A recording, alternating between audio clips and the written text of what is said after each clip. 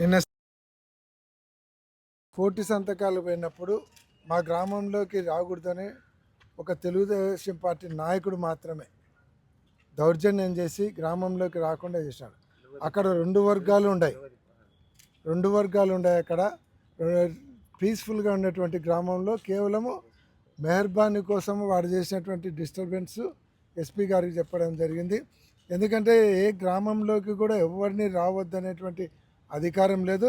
ఇంతకుముందు వైఎస్ఆర్ కాంగ్రెస్ పార్టీ అధికారంలో ఉన్నటువంటి 5 సంవత్సరాలలో తెలుగుదేశం పార్టీ నాయకులందరూ కూడా అన్ని గ్రామాలలో స్వేచ్ఛగా తిరిగేటువంటి అవకాశం కల్పించాం. కానీ ఇప్పుడు కోటి సంతకాలకు పోతూ ఉంటే వాళ్ళు తెలుగుదేశం పార్టీ నాయకులు వాళ్ళ బండారం బయటపడుతుంది. వాళ్ళు చేసేటువంటి ప్రజా వ్యతిరేక కార్యక్రమాలు ప్రజలకు తెలియజేయడానికి వస్తున్నారు. కాబట్టి ఇదంతా వాళ్ళకు వ్యతిరేకత అవుతుంది అనేటువంటి ఒక దుర్మార్గమైనటువంటి చర్యతో దౌర్జన్యం చేస్తున్నారు. ఇంకా రెడ్ బుక్ ఫాలో అవుతున్నారు గ్రామాలలో కూడా. కాబట్టి ఎస్పీ గారికి చెప్పినా ఇటువంటి చర్యలు పునరావృతం కాకుండా చర్యలు తీసుకోండి, ముందే ప్రికాషన్స్ తీసుకోండి.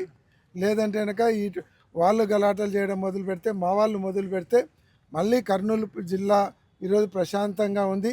ఈ తెలుగుదేశం పార్టీ నాయకులు చేసేటువంటి విధానాలతో మళ్ళీ పూర్వం ఫ్రాక్షన్ జిల్లాగా పేరు పోయింది.